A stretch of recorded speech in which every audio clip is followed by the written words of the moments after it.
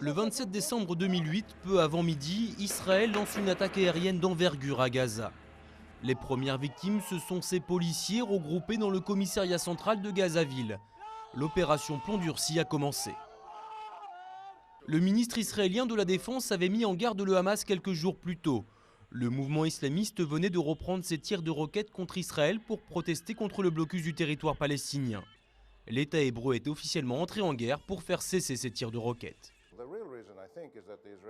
La véritable raison, je pense, c'est que les Israéliens voulaient détruire le Hamas autant qu'ils le pouvaient et aussi rétablir leur force de dissuasion, leur capacité à effrayer n'importe qui dans la région qui voudrait se mesurer à Israël.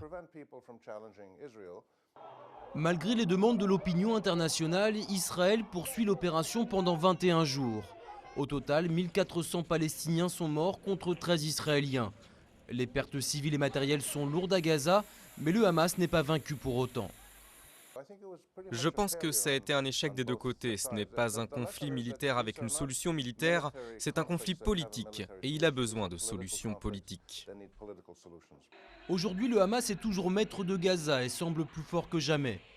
Côté israélien, les élections ont porté au pouvoir le gouvernement le plus à droite de l'histoire du pays.